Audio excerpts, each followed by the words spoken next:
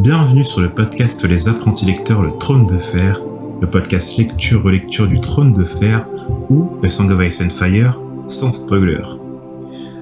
Aujourd'hui, on se retrouve pour le premier chapitre du deuxième tome. Vu qu'on vient de finir le premier tome, enfin, je pense que vous avez senti notre joie quand on a fini le chapitre 72, donc le dernier de Daenerys. Et là encore plus parce qu'on commence enfin le deuxième tome, donc Clash of Kings. Alors normalement vous écoutez cet épisode après la sortie de l'épisode concernant les nouvelles du Cheval Errant. Donc j'espère que ça vous a intéressé et que ça a permis de mettre une petite pause entre le premier et le second tome. Et nous attaquons ce prélude. Alors du coup, Guillaume et moi on en parlait un peu entre nous, mais du coup ce prélude il est vachement long. Je pense que c'est le chapitre le plus long qu'on a eu à traiter depuis le début.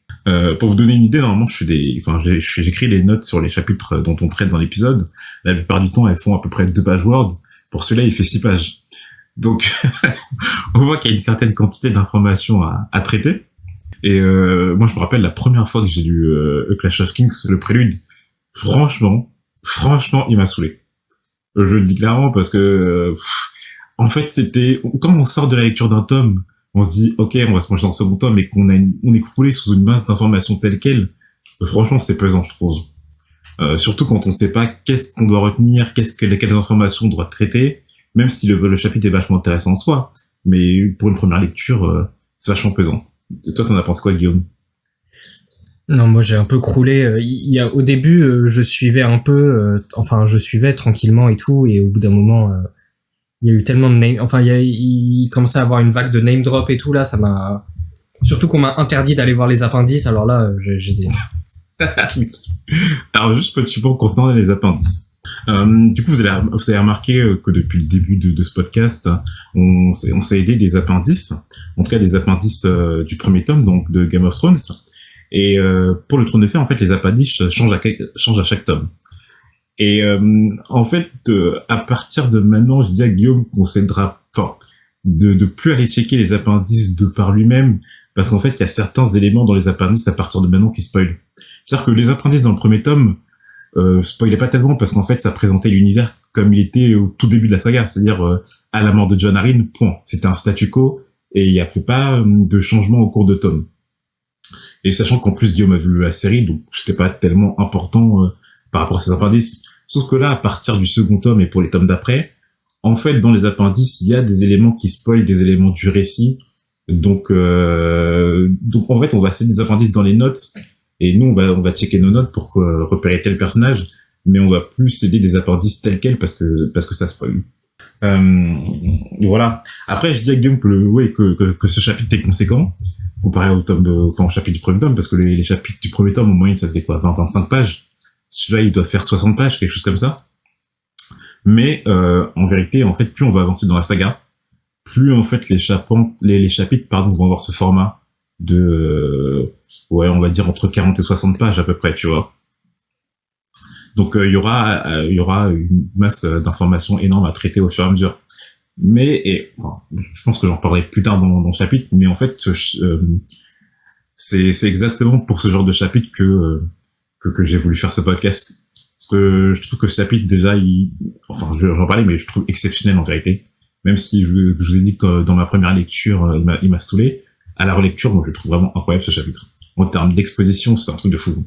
Il est vraiment génial. Et c'est parce que j'aime à la fois l'intrigue du Trône de Fer. Donc on a eu avec le premier tome, qui a une vraie bonne intrigue. Mais c'est particulièrement le lore du Trône de Fer que j'adore.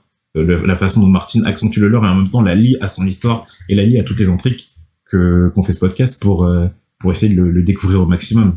Après Guillaume, justement c'est par rapport à toi, du coup je te disais aussi que justement j'étais content d'arriver à ce second tome parce que là on va arriver à partir de Clash of Kings, pas vraiment, mais plus on va avancer dans la saga, plus il y aura des éléments nouveaux, des éléments à découvrir. Et en fait, là, particulièrement, ce chapitre, c'est vraiment la représentation de ce qu'est le Trône de Fer à partir de maintenant, la différenciation qu'il y a par rapport à la série.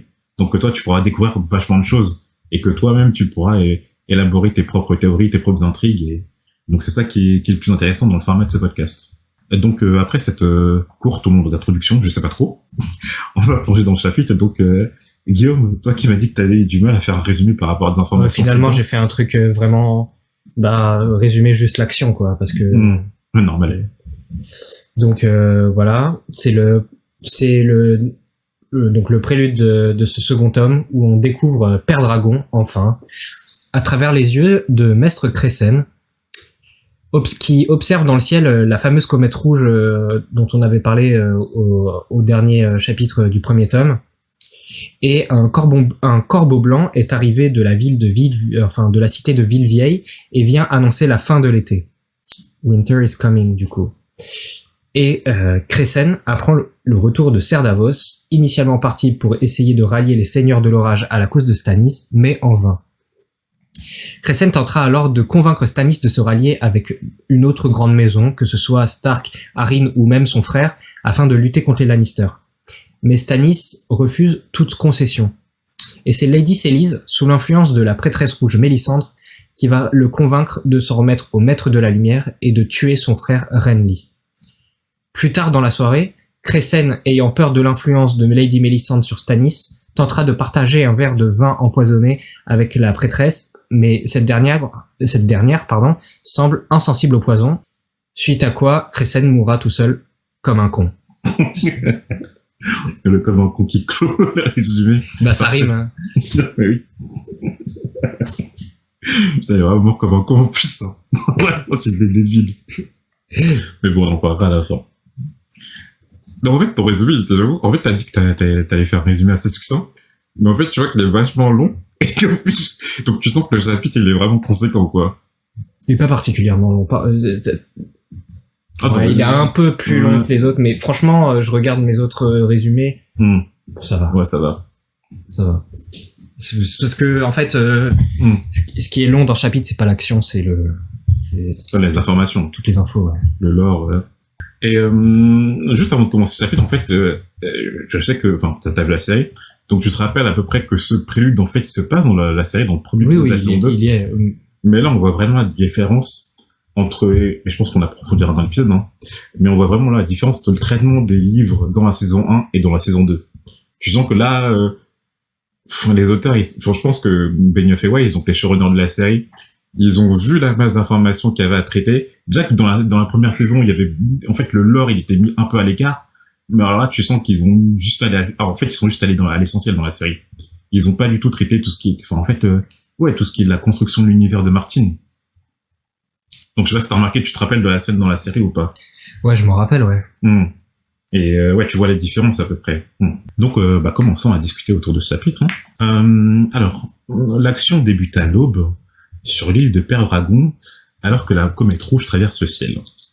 Donc, tu l'as dit, Guillaume, la fameuse comète qu'avait aperçue le maître Luwin avec sa lunette de mire, ainsi que Daenerys Targaryen dans l'ultime chapitre de Game of Thrones. Daenerys avait vu sur la comète une queue de dragon, signe de la renaissance de ceci pour elle. Moi, j'ai l'impression que tout le monde y voit un peu ce qu'il veut dans cette comète. C'est-à-dire personne n'interprète la comète de la même façon, tu vois. J'ai l'impression qu'ils l'interprètent tous par rapport à la renaissance des dragons, non? Non. Lady Sélise, elle dit bien que oui, ça, c'est un truc signe de R'hllor, machin, tu vois. Tout le monde y voit ce qu'il veut, quoi. Ouais. Donc c'est un peu... En fait, on a l'impression que donc t'as l'impression plutôt que ça serait le signe d'un présage, mais qu'en fait, ça pourrait être le présage de n'importe quoi. Mais en fait, j'ai l'impression que que ça n'a pas forcément une signification particulière, c'est juste, ça reflète un peu le désir de chacun, tu vois, chacun, c'est un peu le miroir du Reset. Tu vois ce que je veux dire? Genre, chacun, il voit son ambition ou son avenir dedans. Ouais, chacun interprète sa chose. Ouais. Là. Et genre, Daenerys, ça lui parle de dragon et de l'âme de Drogo qui s'en va, tu vois, ou un truc comme ça. Mais donc, à ce moment-là, tu penses que ça aurait pas de lien avec la renaissance des dragons et que ça serait une coïncidence, du coup? Pour l'instant, moi, j'ai l'impression que c'est un peu juste un moyen de faire, un peu peut-être un coup de départ de la guerre, tu vois. Ouais. Une espèce de, c'est comme un fusil de détresse, tu vois. Tu vois ce que je veux dire?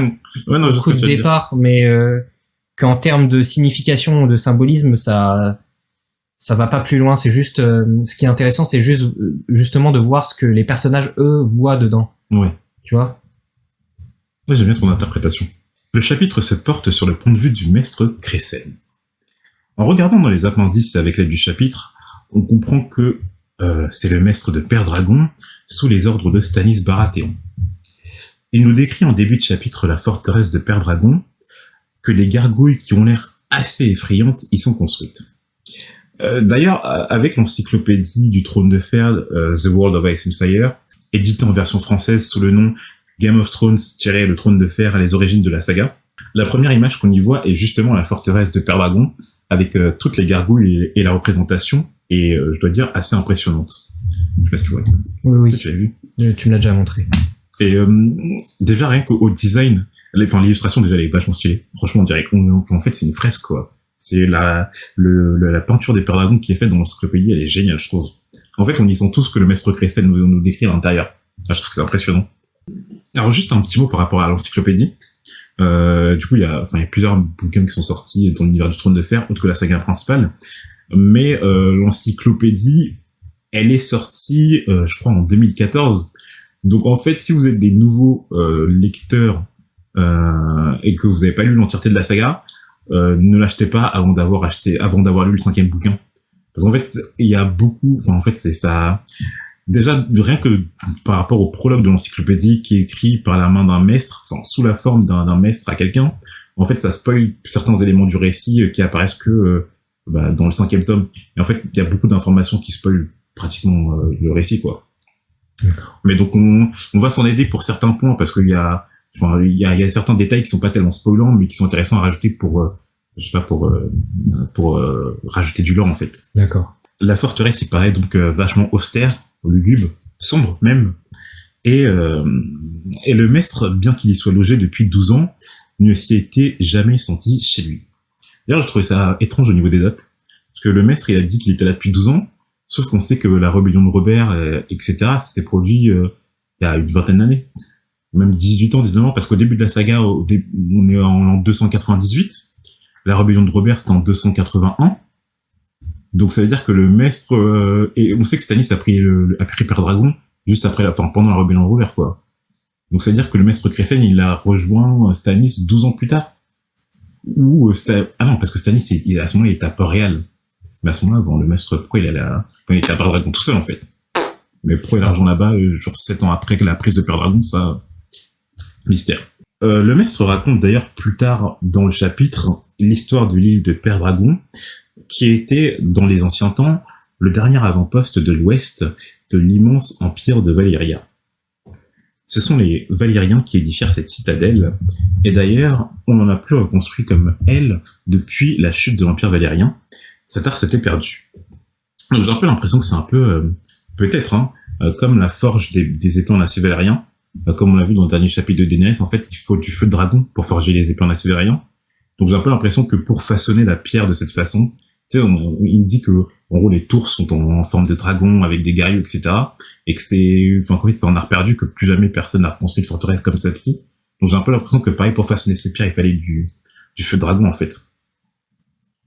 Ou peut-être c'était inutilement trop complexe pour faire une forteresse. Peut-être. Et donc donc on nous dit que justement Père Dragon, en fait, ça appartenait pas à Westeros. En fait, ça appartenait à l'Empire valérien. Et c'était leur avant-poste.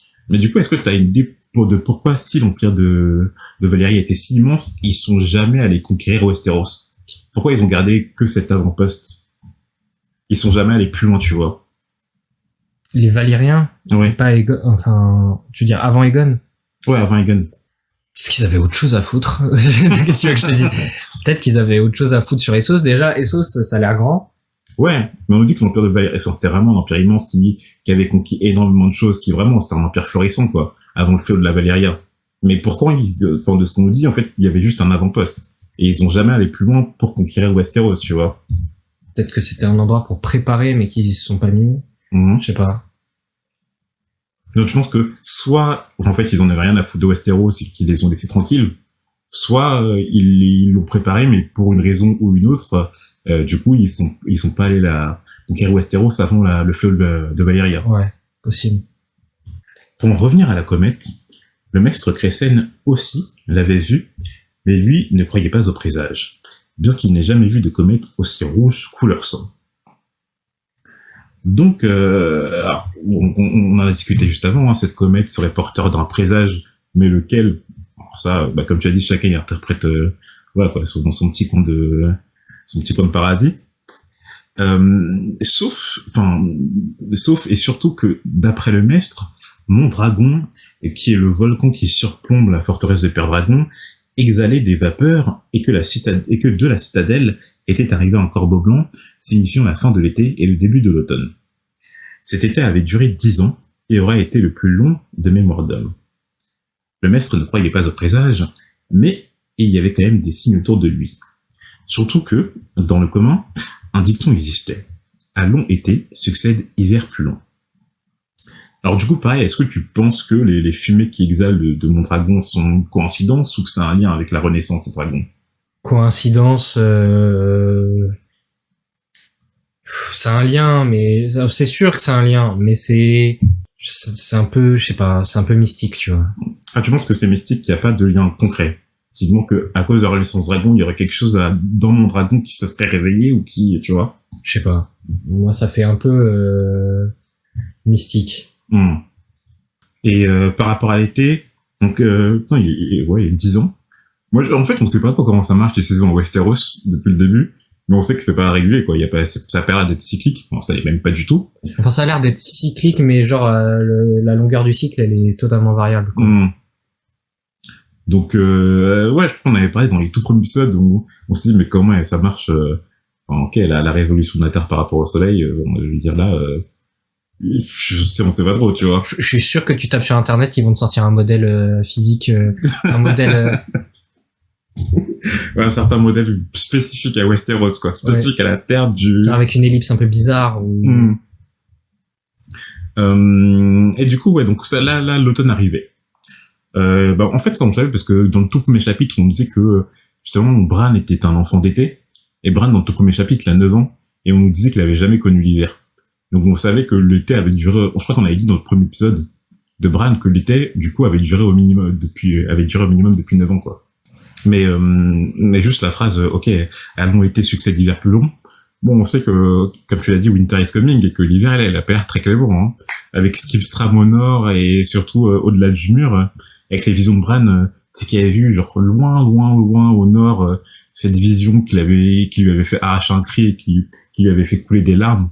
Et, c'est vrai que c'était Akonai qui disait, maintenant, tu sais pourquoi tu dois voler. Et bon, avec la menace des marcheurs blancs, hein, tout ce qui se passe au niveau de la garde de nuit, même leur commandant a prévenu Jon, pour des derniers chapitres, bon, en fait, ça donne pas des bons présages, quoi. Pas du tout. Le maître Pylos, qui est, d'après les appendices, le successeur du maître Crécène, l'interrompt pour lui annoncer que la princesse Shoren souhaitait voir le corbeau bleu.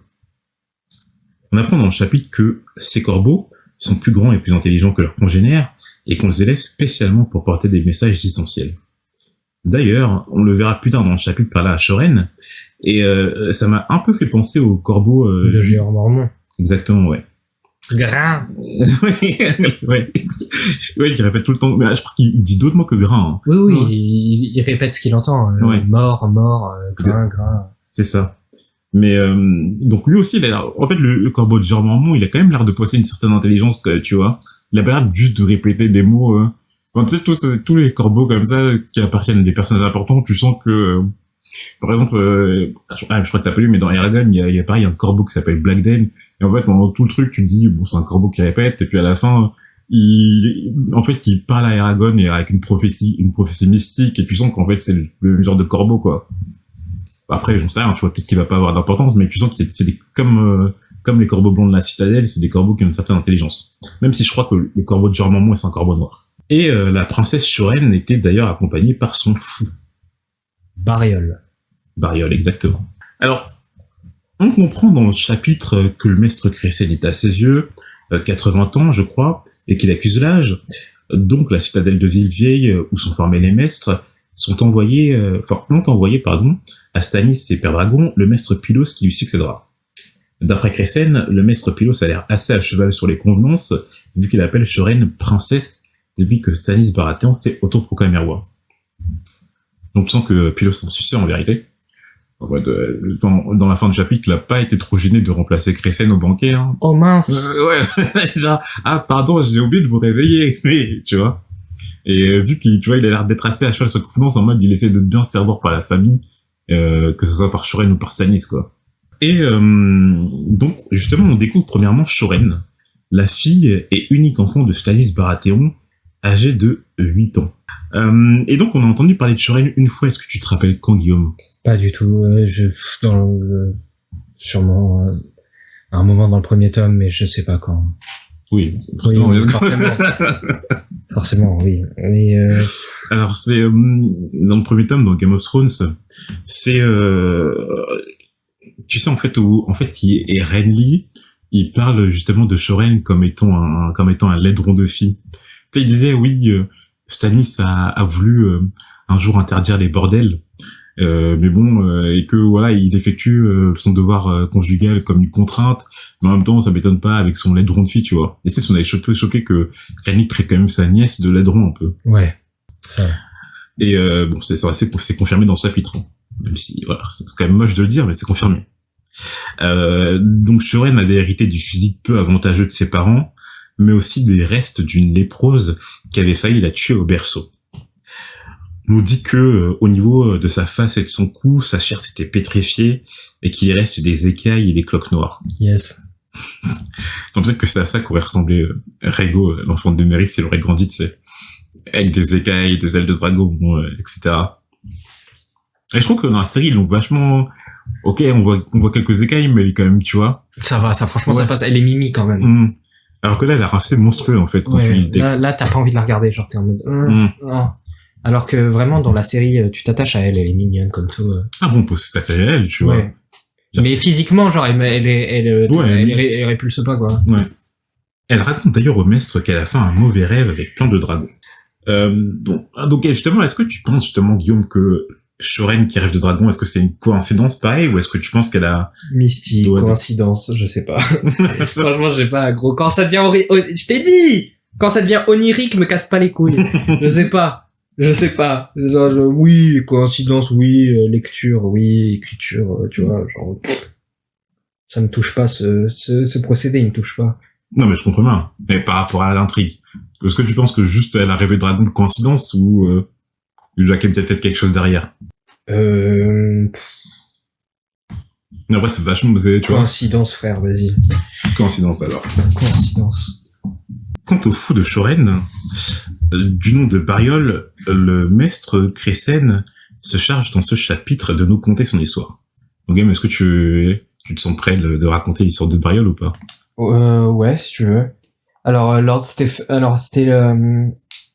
c'était Aerys II qui avait chargé Lord Stephen, donc le père de Stannis et des trois frères là, de Robert, Stannis et Renly, de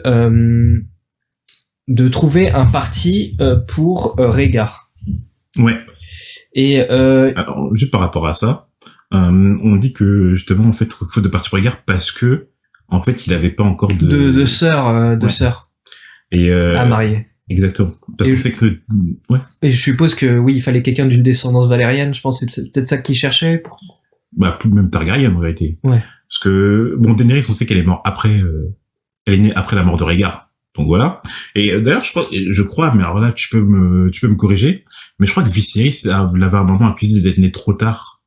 Et que c'était à cause d'elle que Rhaegar avait dû épouser Elia. Enfin, il y avait pas un moment où... Ça me dit rien. Ah ouais? Ça me dit rien. Moi, je lui dirais... elle est pas morte en couche, la mère. C'est plus ça qui est de ce dont il l'accusait. Ah oui. Il y avait le souvenir de quelque chose où t'es né trop tard. Moi, plus t'as tué notre mère dans... Ouais, t'as tué notre mère, quoi, en couche, quoi. Ouais.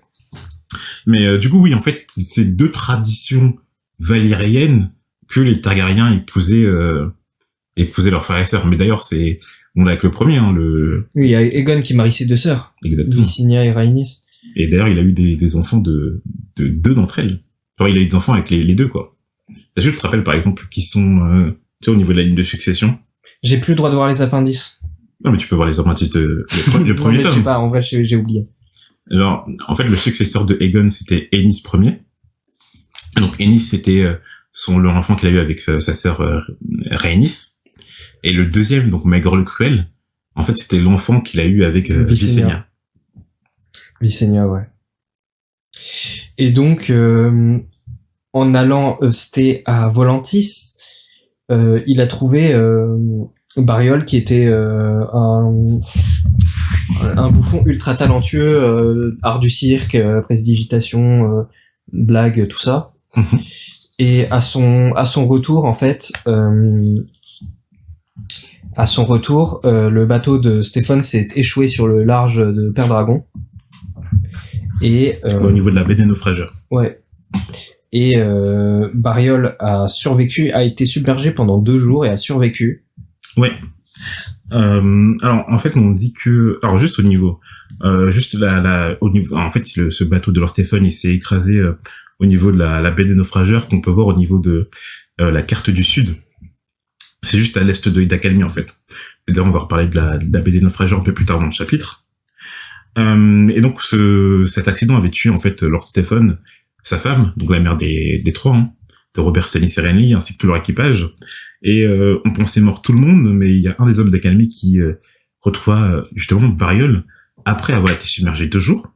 Il l'a retrouvé revomissant de l'eau. Et il a été très surpris parce qu'il l'avait d'abord trouvé glacé, voire mort en fait, en vérité. Et justement, on dit que dans le commun, il y a plein de mystères qui planent en fait autour de cette résurrection un peu. Et d'ailleurs, par le fait aussi que c'était le seul qui fut réanimé. Et donc depuis, qu'est-ce qui arrive à Bariol ? Bah, il est très diminué mentalement, quoi. Ouais. Très diminué mentalement, ouais, on peut dire comme ça. Alors là, faut que Guillaume se demande, mais à partir de maintenant, je pense que ça sera toi j'espère de la série, parce qu'à partir de la saison 2, mes souvenirs sont très flous. Sincèrement, la saison 1, je la connais beaucoup parce que j'ai regardé plusieurs fois. À partir de la saison 2, en fait, mais je connais beaucoup plus les livres que la série, donc là, franchement, je suis un peu perdu dans la série, donc je crois pas que Bariol apparaisse dans la scène. Il apparaît pas. Il apparaît pas du tout dans la série. Ok. Pas une seule fois. Ouais, c'est ça. Dans mes notes, j'avais noté que après cet accident, Bariol ne fut plus jamais le même homme que Lord Stephen Baratheon avait décrit dans sa lettre. Mais pourtant, son identité ne pouvait qu'être exacte, parce que justement, dans la cité libre de Volantis, on tatoue les esclaves et les domestiques. Et pour Bariol, c'était des carreaux verts et rouges qui paraient sous ton visage. D'ailleurs, c'est pour ça qu'en fait, en VO, il s'appelle Patchface. Et je trouve génial la traduction. Non, mais bariolé, ça veut dire plein de couleurs vives et tout. Mm-hmm. Donc ça correspond à son visage, en fait. Ouais, genre, traduction Patchface, je trouve ça un peu trop littéral, alors que Bariol, je trouve que c'est cool quand même. Et juste, je vous montre à Guillaume. En fait, dans l'encyclopédie du Trône de Fer, on peut voir en fait page 269, par exemple, des images des esclaves ou des domestiques Volantis avec leur visage tatoué. D'accord. Tu sais, c'est les genres de, je sais plus dans quel autre j'ai vu ça, mais tu sais, après ça, tu peux plus t'échapper en fait. C'est comme si on te marquait à vie, quoi. Ça me rappelle des heures sombres de notre histoire. Aussi. Dans le chapitre, on entend chanter Bariol plusieurs vers qui ont pratiquement tous l'air insipides, sauf un. Je cite: les ombres entrent, messire, dans la danse, danse messire, messire danse. Les ombres entendent s'installer, messire, s'installer messire, s'installer messire. Shoren nous apprend qu'il a répété ces vers plusieurs fois, malgré le fait qu'elle lui ait ordonné d'arrêter. Mais on va revenir à ce passage un peu plus loin dans l'épisode. Pylos interrompt le maître Cressaigne une seconde fois pour l'informer que Ser Davos est revenu cette nuit et que lui et Stannis sont passés toute la nuit à discuter. Le maître Cressaigne est déçu que Lord Stannis ne l'ait pas appelé pour écouter ses conseils, comme il l'aurait fait auparavant. Il décide alors d'aller voir le maître des lieux. Alors, bon, on comprend dans le chapitre que, même si je pense qu'on va apprendre un peu plus tard que, en fait, donc Stannis, il a décidé de complètement se passer des services de Cressaigne, quoi. Et que, Cressaigne, ils sont un peu inutiles, en vérité, depuis quelque temps.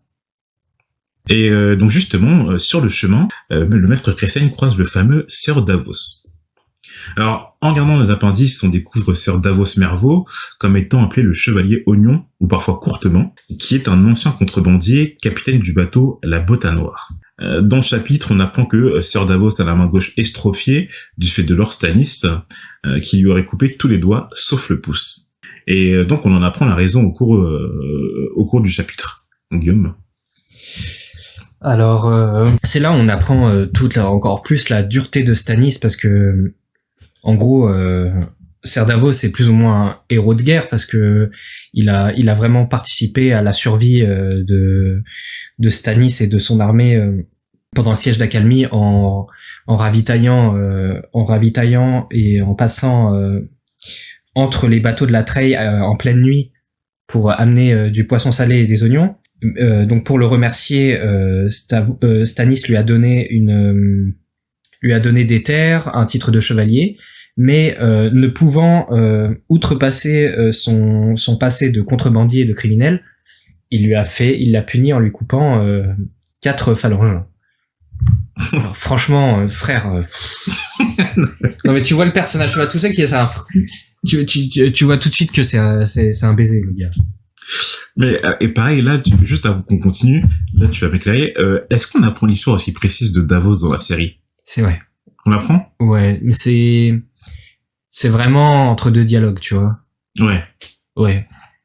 Ouais, c'est glissé comme ça parce que Mais il le montre parfois, il le montre. Ouais, mais pour ça, en fait, je sais qu'on montre le fait qu'il a ses phalanges dans son sac là et qu'il est, enfin voilà, on l'appelle le chevalier oignon, mais je me rappelle plus du moment exact où on a raconté l'histoire précise. C'est beaucoup plus succinct. En fait, tout est plus succinct dans le livre, tu vois. Dans la série. Et donc on apprend que bon déjà Davos a l'air d'être un bon contrebandier vu qu'il est passé justement par la baie des naufrageurs là où est mort Stephen Baratheon. Rien que le nom déjà baie des naufrageurs, ça doit pas être un endroit agréable où naviguer quoi.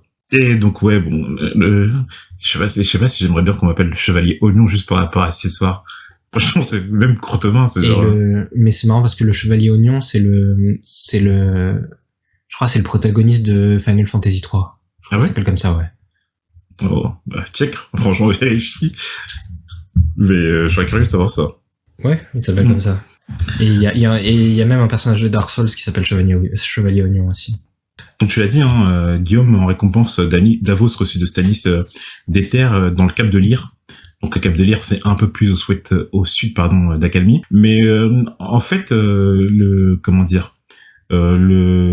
Merveaux, bien qu'il ait des terres dans le Cap de Lyre, en fait, sont des chevaliers bannerets de Stannis, en fait, de Père Dragon. Alors plus de Stannis, je pense, que de Père Dragon, mais tu vois ce que je veux dire. Là, on n'a toujours pas parlé de la localisation exacte de Père Dragon, mais c'est en fait c'est un avant-poste qui c'est un peu plus à l'est d'Accalmie. Ouais, même moi je dirais entre Accalmie et Port-Réal quand même.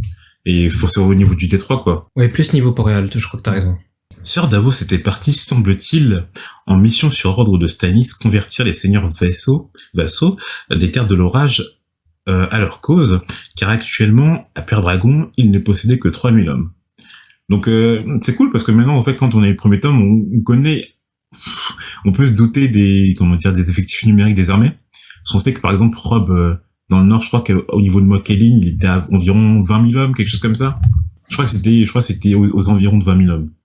Et donc je crois que dans le chapitre on dit que Stannis est pareil pour être un homme qui connaît absolument tous les effectifs numériques de chaque maison. Et donc là, on peut voir que 3000 hommes, bon, c'est pratiquement rien, en fait, c'est rien. À l'échelle de Westeros. D'ailleurs, je crois qu'il nous dit qu'en plus, parmi ces 3000 hommes, il y a des hommes qui viennent des cités libres ou quelque chose comme ça. Oui, que c'est... Il y a beaucoup de mercenaires ou... Des reîtres, des trucs... Mais plusieurs problèmes à cette mission de Davos. Premièrement, les seigneurs ne respectaient pas tellement Davos, qui restait pour eux un contrebandier, et donc non digne de traiter avec eux. Je veux dire, franchement, quand on t'appelle le chevalier oignon courtement, le respect qui est sur ton nom, il est pas si élevé que ça, quoi. Ouais. Et même après acceptation de le rencontrer, il n'y avait pas toujours gain de cause. Il avait vu lors de Julian Swan, premièrement. D'après les appendices, Julian Swan est le lord de Pierrehomme. Alors, on avait déjà rencontré un Swan dans le récit, Guillaume, est-ce que tu te rappelles de qui? Pourquoi dans ma tête j'ai un Balon Swan? Exactement, ouais. Donc Balon Swan, qui est dans les appendices, est décrit comme le second fils de Lord Julian, et il avait participé au tournoi de la main en fait. C'est là-bas qu'on l'avait rencontré. Oui, il me semble que c'est là-bas. Et maintenant il est dans les appendices, il est marqué comme étant, faisant partie de la cour du roi Geoffrey, quoi. Donc il est toujours un peu réel, en fait. Et d'ailleurs, on voit pas Pierre-Aume sur la carte des tomes français. Mais en fait, sur la terre de, les terres de, la carte des terres de l'orage qu'on a dans l'encyclopédie du Trône de Fer, on peut voir Pierre-Aume, et c'est juste à l'est de Havre-Noir, si vous voulez une localisation. Davos Mervoux avait aussi rencontré le vieux Penrose. Alors, si on suit aux appendices, cela peut se référer à Courtney Penrose, qui est le gouverneur actuel d'Académie. Et d'ailleurs, point intéressant, c'est lui qui possède comme pupille le bâtard que Robert avait engendré durant le mariage de Stannis. Oui. Et du coup, dans les appendices, on découvre enfin son nom. Il s'appelle Edric Storm. D'accord. Davos avait aussi rencontré les Torses. Putain, on dirait un nom d'acteur porno. Edric Storm. Bah, Storm, c'est un beau nom de bâtard, hein. Moi, je préfère Storm Snow. Oui. D'après les appendices, alors les Torses sont des bannerets des Baratheons. On en connaît 3 en checkant les appendices. Lors de Selwyn de Torse, appelée l'Étoile du Soir. Brienne de Torse, aussi appelée Brienne la Belle, qui est la fille de Selwyn de Torse. Les bâtards. Et en dernier, Andrew Torse, qui est le nouveau maître d'armes de Château Noir. Alors en fait, si on regarde, en checkant les appendices, du coup, si ce Andrew Torse est le nouveau maître d'armes de Château Noir, c'est qu'en fait, il a dû remplacer Alistair Thorne. Et tu peux rappeler actuellement où il est, Alistair Thorne? En chemin pour essayer de ramener, de montrer une main à la cour. Ouais, la main de Jaffer Flowers, ouais. Par un homme de la garde de nuit qui était mort là, hein, qui se transforme en autre. Ouais. Pour quelle raison du coup? Bah pour solliciter l'aide de la couronne à la garde de nuit, quoi. Ouais. Davok évoque aussi Beric Dondarrion, banneret des terres de l'orage, qui pour lui est porté disparu. Mais nous, lecteurs, savons qu'il se trouve dans le Conflans, en compagnie de Thoros de Myr, harcelant les hommes des Lannister. Donc ce que j'ai dit, hein, je crois, dans le dernier chapitre de Catelyn, c'est dans le dernier chapitre de Tyrion, pardon, où justement Tywin disait que Thoros de Myr était toujours là à harceler ses hommes, ou Beric Dondarrion, pardon, il était toujours là à harceler ses hommes, et il disait que mais Beric Dondarrion, il a des terres, en fait. Je veux dire là, ok, il est parti loin, on sait pas trop ce qu'il fait, alors que il a des terres sur lesquelles régner, quoi. Donc il les laisse un peu en... D'ailleurs, pour une petite anecdote, c'est ni dit pour l'instant, ça a ni été dit pour l'instant dans le texte, et c'est ni présent dans les appendices, mais là c'est pas tellement un spoil, mais en gros, Beric Dondarrion, c'est le sire de Havre-Noir. D'accord. Donc, je crois que Havre-Noir, c'est présent sur la carte. Et donc, ça se situe dans les terres de l'orage. Et en dernier, on a Lord de Bryce Caron, dit Bryce l'Oranger, portant le titre, d'après les appendices, de Sire des Marches. Alors, juste une information par rapport à ce titre de Sire des Marches.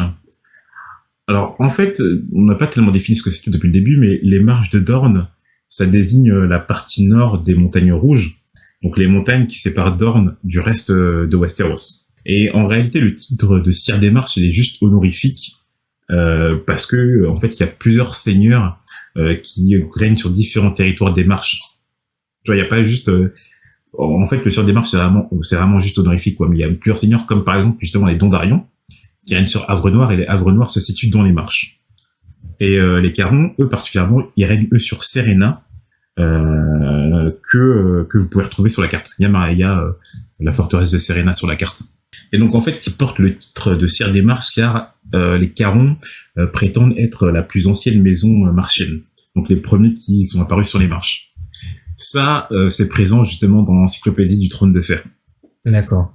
Mais tu vois, c'est des petits détails qu'on comprend pas tellement juste en lisant le chapitre. Si on n'a pas les détails, c'est un peu plus compliqué à comprendre, qu'on l'appelle, en fait, c'est dans les appendices qu'on le désigne sous le nom de Sire des Marches, mais on comprend pas pourquoi, quoi.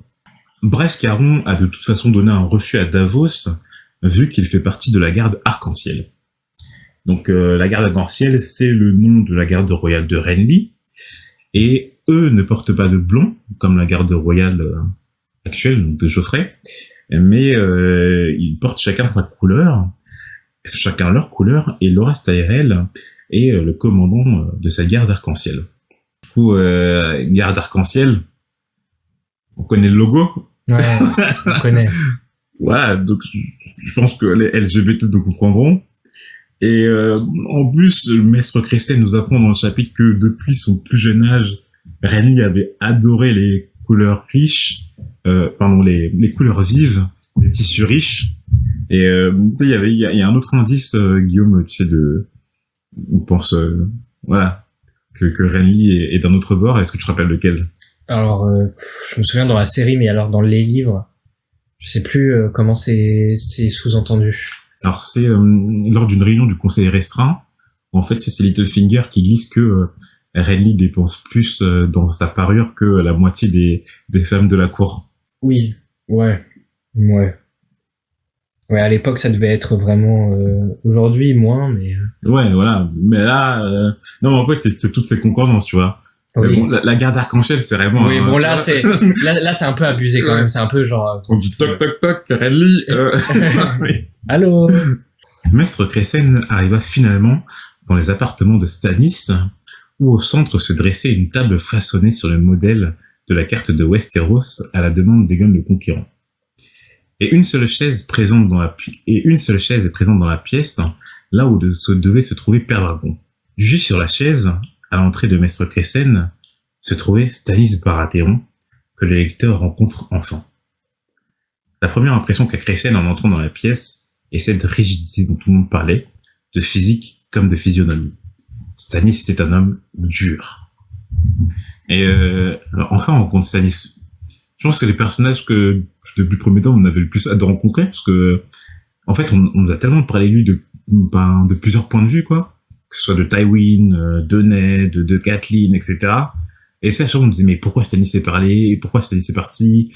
C'est un homme dangereux, c'est un homme dur, etc. Mais on était quand même impatients de le rencontrer. La conversation entre les deux hommes tourne autour du refus des seigneurs de l'orage, qui, premièrement, n'aiment point Stannis. Et je pense qu'on peut comprendre pourquoi après ce chapitre. Et deuxièmement, n'en ont pas grand-chose à faire que Stannis soit l'héritier légitime du trône de fer. Ils préféraient suivre Renly. Alors du coup, je pense que toi aussi, Guillaume, mais du coup, moi j'ai senti toute l'amertume de Stannis durant leur conversation, en fait. Oui, il a le seum. Et franchement, il a pas digéré plein de trucs. Ah, il a rien digéré du tout. En fait, au départ, j'ai marqué j'ai marqué dans mes notes, on sent l'amertume de Stannis lorsqu'il parle de son petit frère. Mais en fait, plus tu lis le texte, plus tu te dis, mais en fait, il a le seum pour tout. Ouais. Non, mais, en fait, c'est vrai, non, mais tu sens qu'il a une colère en lui qui bouillonne, quoi. Il bouillonne parce que, et en même temps, tu peux le comprendre, hein. C'est ça le truc, c'est que Stannis, en vérité, c'est le roi légitime et tout ce dont il parle dans le chapitre, c'est la vérité, c'est la pure vérité. Donc déjà que son petit frère, il a le sentiment de s'être fait flouer par Robert lorsqu'il avait accordé accalmie à Renly, tandis que Stannis, lui, n'est copé que de Père Dragon, même si pour Cressen, cela était nécessaire, car Père Dragon était le symbole des Targaryens et qu'il fallait justement un homme dur et de confiance pour tenir la forteresse. Mais symboliquement, enfin, tu vois, c'est quand même l'aîné après Robert qui devait hériter de la forteresse familiale, quoi. Ouais, mais tu peux le comprendre. Enfin, oui. Mais surtout qu'il a tenu pendant genre 1 an et demi. Ouais. Ah non, oui, il a tenu la forteresse d'Accalmie, ouais. Ouais, il l'a tenu. Sans lui, Accalmie c'était foutu, tu vois. Ouais. Ah oui, sans lui, la rébellion de Robert, je pense que ça aurait été autre chose. Hein. Mais en fait, plus que ça, on sent que par rapport à toute ton histoire personnelle, donc la façon dont Robert l'a traité, justement en le blâmant justement d'avoir laissé partir Viserys et Daenerys, alors qu'il il était chargé de prendre la forteresse de Père Dragon. Donc ça, Robert, au lieu de le remercier d'avoir tenu sa forteresse d'Accalmie, il a préféré le blâmer pour avoir laissé partir 2 gosses. Et je trouve que d'un côté, je pense que Robert, tu sens que... C'est la haine Targaryen qui a parlé, là. Ah, mais je pense que vraiment, il y a un côté, je pense qu'il aimait pas trop Stannis, c'est qu'il essaie de le faire payer d'une certaine manière. Hein. Bah, je pense qu'il y a des deux, sûrement. Mais je pense que la haine anti-Targaryenne, là, ouais. ça l'a... Se dire qu'il y avait encore des Targaryens vivants à cause de Stannis. Mais c'est même pas à cause de lui, parce que Stannis pouvait rien y faire. Ils sont partis avant qu'il arrive. Oui, oui. Et Robert ne l'avait aussi pas nommé main du roi lors de la mort de John Arryn, alors que c'est lui qui a veillé avec John Arryn je sais pas, à la capitale et à la tenue du royaume pendant ses 18 ans. Et ouais, non, mais en vrai, c'est ça. C'est que pourquoi tu vas nommer Eddard Stark? Ok, c'est ton ami d'enfance, c'est ton meilleur pote, c'est lui que tu considères comme un frère, mais moi, je suis ton réel frère et j'ai fait des trucs pour toi que eux n'ont jamais fait. Donc, en fait, moi, je comprends pourquoi il bouillait, non? Ça, c'est vraiment, en fait, Stannis, il a tellement le seum, mais je pense que j'aurais exactement le même seum à sa place. Sa vie, franchement, c'était injuste. C'est vraiment injuste ce que lui a fait Robert et en fait, tout part de Robert, pratiquement. Franchement, c'était un très mauvais roi. C'était vraiment un très mauvais roi, Robert. Ouais. Mais bon, c'était le plus grand mal alpha que Westeros n'ait jamais vu. Bobby B. Bobby B. Et donc voilà, avec cette discussion, en fait, on confirme que Stannis est un homme dur et surtout amer. Et en fait, je trouve que la présentation du personnage est incroyable. Genre vraiment, en fait, styliquement et même le chapitre en lui-même, mais je trouve que vraiment sa présentation elle est folle. C'est que pendant tout le chapitre, pendant tout le premier tome, on nous a dit oui, Stannis c'est un homme dur, mais c'est compliqué après, tu sais, quand on fait monter la pression par rapport à un événement, en fait, de le confirmer sur le papier, quoi. Ouais. Et en fait, là, tu te dis, mais oui, Stannis, rien qu'avec l'histoire de Davos, et avec la conversation qu'il avait avec Kristen, en fait, tu sens toute sa dureté, et en fait, en un chapitre, en fait, on comprend totalement le personnage, quoi. Mais, en fait, surtout comment il parle, quoi. Genre, il a aucune diplomatie, mais zéro, quoi. Et sûrement ce qui lui a fait défaut toute sa vie, c'est qu'il a zéro diplomatie. Ouais.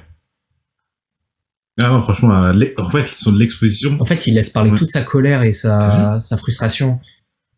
Après, c'est peut-être fait exprès, hein. Tu te dis, mais ils ont déjà dû avoir cette conversation 1000 fois, Kristen et Stannis. Bizarrement, ils l'ont au moment où on la découvre là maintenant, tu vois. Mais, je veux dire, en termes d'exposition, je t'appelle d'exposition de personnages, Stannis, Kristen, machin, c'est fou en termes d'exposition de personnages, où on découvre de partout, et en fait, ils ont tous l'air plus intéressants les uns que les autres. Et, en fait, on les découvre bien, quoi. Il y en a pas un personnage qui est lésé par rapport aux autres. Et en termes de lore, on en découvre tellement dans ce chapitre. Ça, après, on peut se dire que oui, bon, Martin met trop d'informations, tu vois. Il augmente trop son lore alors qu'il pourrait, je sais pas, aller plus essentiel. Mais en termes d'exposition pure, le prélude est incroyable. En fait, tu le compares au prélude du premier tome. Le prélude du premier tome, ok, sur des marcheurs blancs, c'est pas la folie, ça. Ouais. Je sens que c'est même le prélude à toute la saga, mais en vérité, il est moyen, quoi. Moi, je le trouve très moyen, le premier tome, le premier chapitre pour commencer. Alors que ce prélude, bah, génial, quoi. Alors, de plus, comparé à la puissance des bannerets des terres de l'orage, Accalmie n'était que très peu doté en termes de vassaux. Donc ça, en fait, on l'a vu dans les infraindices du premier tome. On savait que les bannerets de Père Dragon étaient les Celtigars, les Vélarions, les Mervaux, les Barémons et les Solvers. Stannis possède aussi 2 hommes, semble-t-il, importants, puisqu'il les cite dans le texte et qu'ils apparaissent dans les appendices, qui sont Sladorsan, un pirate venu de Lys, et Moroche de Myr, un amiral mercenaire d'après les appendices. Stannis s'énerve ensuite sur les prétentions de Renly sur le trône, ainsi que le séparatisme de Robstar, qui s'est lui autoproclamé roi du Nord. Nous, on avait déjà discuté des prétentions de Renly qui sont totalement infondées, et c'est vrai qu'on n'avait pas discuté des conséquences du fait de Robb dans son chapitre, dans le chapitre de Catelyn. Mais en fait, Robb, il fragmente vraiment le royaume, hein, que ce soit pour le trône de fer ou pour ceux qui veulent accéder au trône de fer. C'est vraiment, en fait, on a déjà dit, mais le Nord, ça représente la moitié du royaume en termes de superficie. Ça veut dire, maintenant, maintenant, tu peux plus te prétendre, même si t'accèdes à Port-Réal, tu peux plus prétendre au Nord, comme avant, quoi. Ouais. T'es obligé, t'as un demi-royaume. Ouais. T'es obligé soit de convaincre, Robb d'abandonner son titre, soit de le combattre. T'as pas le choix. D'ailleurs, au moment où le maître propose d'envoyer Shoren aux Airiers pour s'attirer la sympathie de Lysa Arryn, on a la confirmation de leur discussion que Jon Arryn voulait envoyer son fils, Robert Arryn, comme pupille chez Stannis à Père Dragon.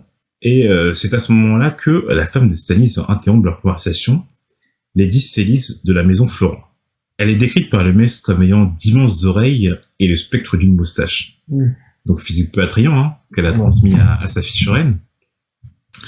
Et Lady Célis refuse la proposition d'envoyer sa fille au Val, car pour elle, Stannis est le roi légitime et il n'a pas à quémander l'amitié de personne. De plus, elle est sûre que sa maison, la maison Florent, ralliera la bannière de Stannis. Peut-être, oui, peut-être, mais au plus 2000 hommes seront le roi du Détroit. Oui, donc cette année, ça s'appelle le roi du Détroit parce que, en fait, déjà dans les appendices, ça s'appelle le roi du Détroit, et parce que justement, Père Dragon se situe au niveau du Détroit. Donc, ce qui sépare Essos de Westeros. Et donc, ces 2000 hommes que rapporterait éventuellement la Maison Florent ne seraient pas assez pour rapporter la guerre. Sans compter que la Maison Florent était une maison du Bief, vassal de Haut-Jardin, et Stannis était pratiquement sûr qu'il n'entrerait pas en conflit ouvert avec Mace Tyrell, le gouverneur actuel d'Haut-Jardin. Alors, il est temps maintenant d'aborder un autre point du chapitre. Donc, depuis le début du prélude, le maître Crécène évoque à un certain moment une femme qu'il surnomme la femme rouge. Il faisait souvent des cauchemars d'elle, et on comprend qu'elle se trouve à Père Dragon au service de Stannis. De plus, pour le maître, cette femme a empoisonné les pensées de Lady Selyse Florent et risque d'influencer aussi bien Stannis que Shorel. Même si on sent que vers la fin du chapitre, en fait, elle a déjà une certaine influence sur Stannis. Hein.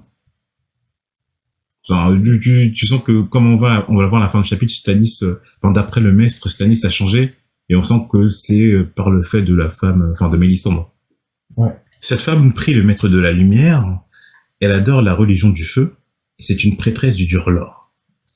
Alors, je crois qu'on avait déjà parlé de cette religion, qui est apparue une ou deux fois dans le premier tome. Alors, je crois dans les chapitres de Daenerys... Ouais, dans les cités libres. Dans les cités libres. On avait une notion des prêtres rouges. Ouais. Et je crois aussi par rapport à Tauros de Myre. Je crois que c'est indiqué justement qu'il prie qui prie le dieu du feu ou quelque chose comme ça. C'est ça. Et donc, cette femme se nommait Mélisandre d'Ashaï. Et on comprend qu'en fait, c'est elle, l'ensorceleur d'ombre, qui était venue au service de Stannis, et dont Varys avait eu l'information. Ouais. En fait, c'est une ensorceleuse d'ombre. Lady Selyse proposait justement, en conséquence du manque d'hommes de Stannis, d'utiliser les services de cette femme, que grâce à son aide et par extension le maître de la lumière, on pourrait éventuellement tuer Renly. Le lecteur sait qu'il ne faut... en fait, bon, j'ai dans mes notes écrit que le lecteur sait qu'il ne faut absolument pas blaguer avec les ensorceleurs d'ombre, CF Mirri Mazur. Oui. On sait que Mirri Mazur elle a fait du sale là avec ses ombres. Ouais. Donc moi, si Lady Selyse là, elle dit que grâce à Mélisandre et au dieu de la lumière, on peut tuer Renly, moi je suis pas très serein pour lui. Hein. Ouais, ça pue. Genre, si elle s'y met, il y a des bails sombres, quoi. Maître Crécène est totalement contre cette idée. Il ne se borne ni cette femme, ni cette religion non originaire de cette couronne, et se décide intérieurement de l'arrêter, par tous les moyens. Dans la suite du chapitre, on suit le maître pendant qu'il est en train de fabriquer un des poisons les plus rares qui soit, dont il a la connaissance grâce à ses études de maître. À Villevieille, on le surnomme l'étrangleur, mais le lecteur connaît déjà ce poison sous le nom des larmes de lys. Les alchimistes de lys en avaient le secret, tout comme les 100 visages de Bravos et les maîtres de la citadelle. Bon alors, par rapport aux larmes de lys, du coup, est-ce que tu te rappelles, Guillaume, à quel moment... C'est Varys qui l'avait évoqué, non? Ouais. Concernant le meurtre de Jon Arryn. Exactement. Pendant une conversation avec Ned, il avait dit que c'était justement les larmes de lys qui avaient tué Jon Arryn. En fait, c'est chaud quand on y pense que Varys avoue à Ned avec quel poison il aurait utilisé pour tuer Jon Arryn. Parce que, d'après une conversation, on peut supposer que c'est Varys qui a tué Jon Arryn quand il parlait Guillermo Pattis. Et il l'évoque une seconde fois, tu sais, quand Robert évoque la grossesse de Daenerys, c'est que tout le monde met son petit grain de sel pour savoir comment il faut tuer Daenerys. Et Varys glisse peut-être avec les larmes de lys. Et tout en sachant qu'on sait que Varys vient de lys, je crois. Hein. Donc voilà, on a déjà vu à l'action, c'est assez larmes de lys par rapport à Jon Arryn. Alors mais là c'est bizarre parce que les larmes de lys, c'est donc du coup dans le cas de Jon Arryn c'était censé le tuer un peu discretos en faisant passer ça pour une maladie, et là on dit c'est l'étrangleur, il t'étouffe sur le coup. Ouais. Alors peut-être. Il y a un problème là. Pour moi justement j'ai pensé pendant le chapitre, mais aussi que peut-être Jon Arryn l'avait avalé seul en fait, et que après on n'avait pas vu que tu vois, parce qu'on dit que les larmes de lys, je crois qu'on dit dans le premier tome que les larmes de lys laissent aucune trace. Non, mais là, on disait que ça faisait pendant 3 jours, on l'a vu mal, tu vois. Un truc comme ça. Ah, ouais. Non, c'est bien, genre, il avait... Donc, ça se trouve, c'est Varys qui avait menti, alors. C'est Varys qui a menti et que c'est pas les larmes de lys qui ont tué Jon Arryn. Faudrait refaire un point poison, mais il me semble que ça colle pas pour moi. Ouais, non, bien À moins sûr. que ce soit une question de dosage, mais Non, mais t'as raison, parce qu'il sentait mal les derniers jours, sauf que les larmes de lys, ça agit pas du tout comme ça. Donc, ça serait Varys, en fait, qui aurait menti à Ned par rapport aux larmes de lys, hein. c'est possible. Alors, du coup, on dit que les 100 visages de Bravos connaissent le secret des larmes de lys. On avait déjà évoqué aussi les 100 visages, Guillaume. C'était Littlefinger qui avait, qui parlait, pour tuer Daenerys, avoir recours au sans visage, c'est ça? Ouais. Et que ça coûtait beaucoup trop cher. Ouais, exactement. Mais je crois qu'on n'avait pas dit qu'il venait de Bravos, hein. Peut-être que je me trompe, peut-être que c'était déjà évoqué. Je pourrais pas te dire. Mais bon, on sait que les 100 visages sont basés dans la cité libre de Bravos. D'où vient notre cher et regretté Sir Leo Forel. C'est Leo Forel. À son réveil, le maître se rend compte qu'il est en retard au festin du soir, festin durant lequel il avait prévu d'empoisonner la femme rouge. D'ailleurs, il était surpris que le maître ne l'ait réveillé. On apprend dans la suite du chapitre que c'est Stannis qui a ordonné au maître Pylos de le laisser dormir car sa présence n'était pas nécessaire au banquet pour le roi du détroit. Stannis lui dira même clairement qu'à présent, ce sera le maître Pylos qui le conseillera. Donc là, voilà, c'est clair. Stannis, il veut plus de Crécène. Au revoir le vieillard, bonjour à la jeunesse. Mais je pense aussi qu'il veut Pylos parce que c'est un maître qui a l'air beaucoup plus malléable que Crécène. Ouais. Bah, peut-être que aussi, il en a marre d'avoir,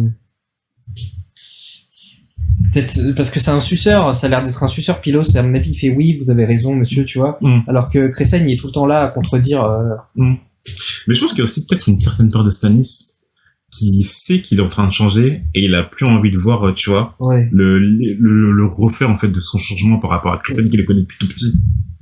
Peut-être qu'il y a, tu vois, il y a aussi... Oui, genre en mode, toi, tu me connaissais il y a longtemps, mais c'est plus la même aujourd'hui, la situation ne permet pas, tu vois. Ouais. Et je pense que même, le maître Crécène, il inculque une certaine culpabilité à Stannis de changer de religion, tu vois. Ouais. Enfin, pas de changer de religion pour l'instant, mais en tout cas, de glisser sous la coupe de Mélisandre. Arrivant dans la salle du banquet, son infirmité lui fit défaut, et il tomba à la vue de tous. Heureusement que des mains fermes étaient là pour le relever. Mais surprise, c'était les mains de Mélisandre d'Achaï qui le secouèrent. Et on a là notre première description de l'ensorceleuse d'ombre. Elle avait les cheveux rouges, tout comme ses yeux, portait un rubis rouge autour du cou, mais avait la peau blanche, tellement blanche. La femme était fine, mais possède une poitrine généreuse, si fait que lorsque le regard des hommes se posait sur elle, il ne la lâchait pas. Et je trouve que l'actrice dans la série, je sais plus comment elle s'appelle, je crois qu'elle est hollandaise, elle incarne parfaitement Mélisandre. Elle est géniale dans son... Oui, trop bien. Ouais. Enfin, je veux dire, physiquement, en fait, c'est la même chose qu'on nous décrit dans le chapitre, quoi. Absolument. Lorsqu'elle le releva, Mélisandre conseilla au maître de faire attention, car la nuit est noire et pleine de terreur. The night is dark and full of terrors. Maître Crécène sursauta à cette phrase, car c'était une phrase extraite de la religion de R'hllor. Les deux se confrontent à la vue de tous, le maître argumentant que lui ne jure que par la vérité, avec un grand V, et non par la religion. Alors, Mélisandre répondant qu'il existe dans ce monde des vérités qu'on n'enseigne pas à Villevieille. Et cette phrase, ça m'a vachement fait penser à ce fameux maître Marwyn. Ouais, qui était évoqué par Mirri Mazur. Je te rappelle pourquoi, Guillaume?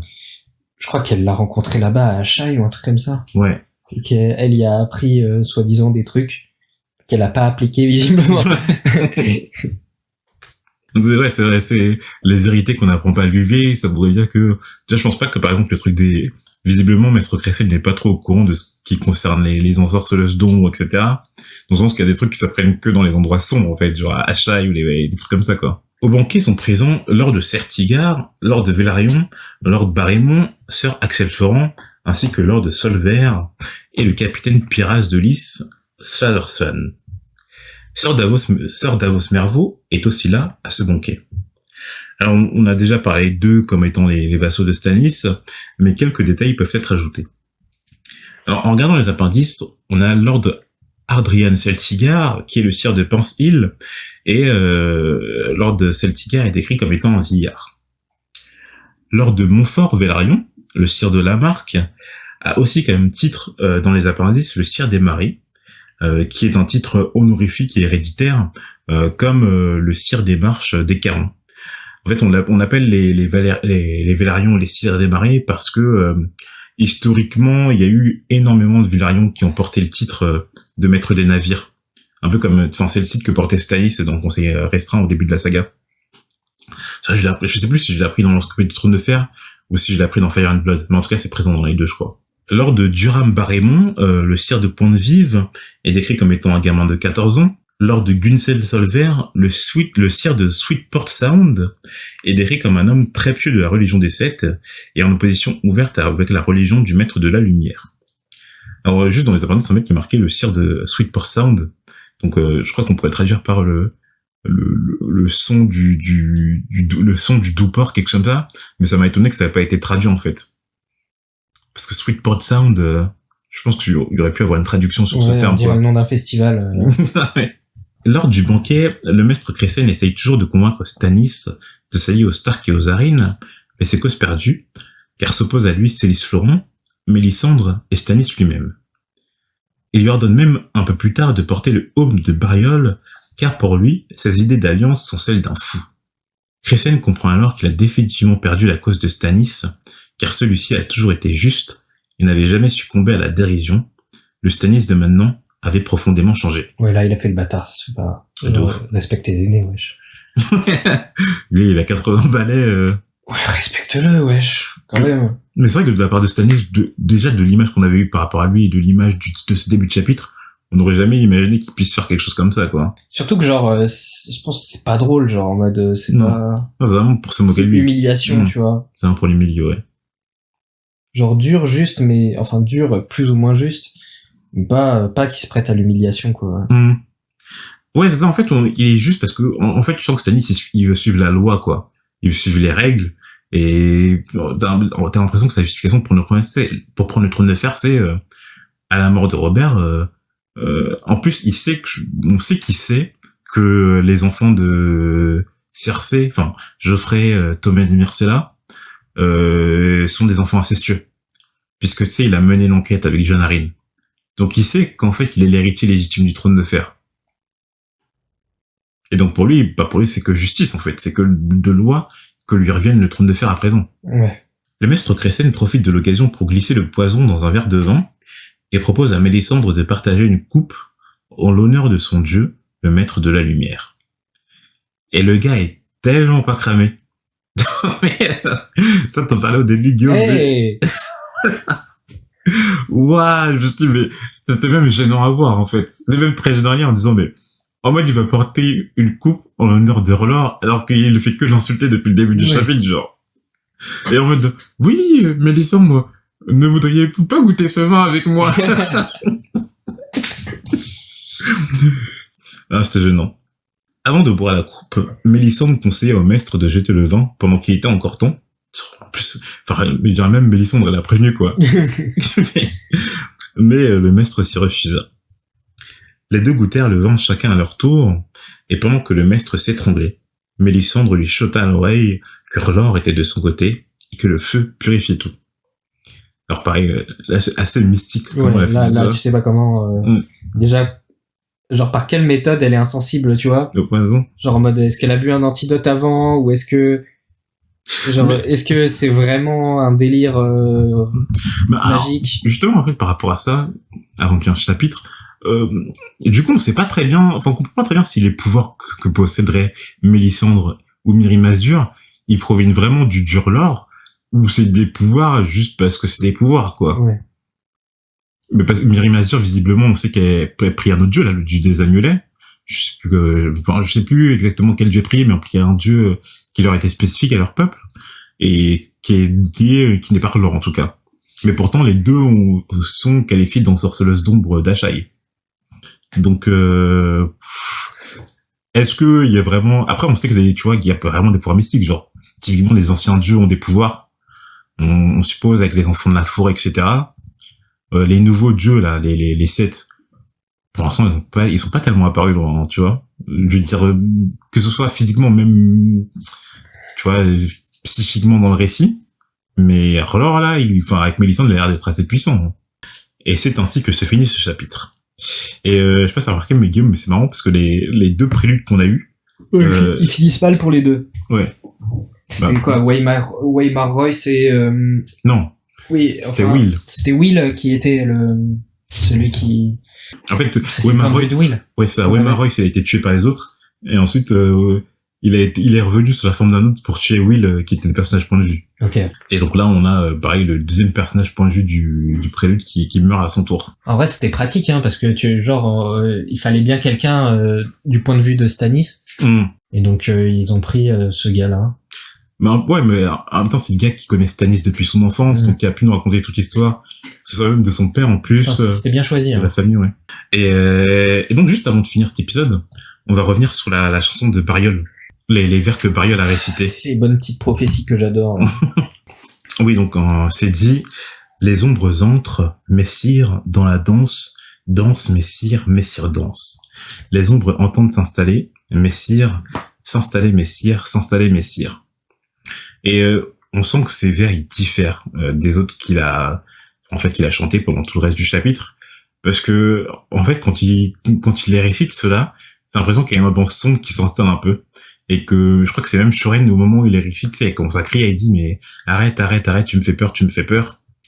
Et quand on sait que justement à côté t'as Mélisandre qui est une ensorceleuse d'ombre, est-ce que tu vois, pareil, c'est la même question, genre, ça ressemble un peu au rite de Mirri Masdur, ce truc, hein. Ça ressemble à les ombres qui dansent. Exactement, ouais. Et plus les ombres s'installent, est-ce qu'on peut dire que tu vois le sentiment que Mélisandre pourrait s'installer auprès de Stannis avec tout son côté des ensorceleuses d'ombre, prêtresse rouge, etc. Mais quand on sait que justement ce Bariol-là, assez mystique, son histoire de résurrection après 2 jours immergés, et que on dit qu'il fait que chanter, surtout qu'il sait parler 4 langues, et qu'il récite des vers par-ci par-là, et que justement t'as des vers mystiques comme ça. Après c'est le genre de personnage que t'aimes pas, parce que c'est le genre de personnage qui parle pour dire que des mystères, qui parle pour faire que des mystères, quoi. Ouais. J'aime pas. Mais donc voilà, je crois qu'on a terminé avec ce long prélude. Je crois qu'on a discuté de tout ce qui est à l'intérieur. Hein. Ouais. 1 heure, presque 1h20, quoi. Ouais. En même temps, je crois qu'il y a des épisodes qui durent un peu, je crois notre prélude, il dure 1h05, quelque chose comme ça. Ouais. Le tout premier. Mais là, c'est vrai qu'on avait pas mal de choses à dire, pas mal de choses à raconter. Donc, en fait, je me dis que, ok, pour les prochains chapitres, ça va aller. Mais dès qu'on va arriver au tome 4-5, je pense que tous les épisodes, à peu près, ils vont faire cette longueur. Parce qu'à chaque fois, il faut rajouter des choses, se remémorer des choses, tu vois. En même temps, plus on avance, plus ça sera intéressant et plus on aura de matière à traiter. Enfin voilà, on espère que vous avez apprécié nous écouter. Déjà que vous nous avez écouté jusqu'au bout, ce qui est déjà pas mal. Et puis, j'espère que vous allez continuer à nous suivre dans cette aventure qui est le 2e tome, Clash of Kings. En tout cas, nous, on apprécie toujours autant faire des podcasts sur cette émission et sur le trône de fer, et je pense que vous l'avez remarqué, mais voilà. On est présent sur les réseaux sociaux si vous voulez continuer l'aventure avec nous, si vous voulez rajouter des choses qu'on n'a pas forcément vues, ou juste nous parler, et puis on vous dit à la prochaine.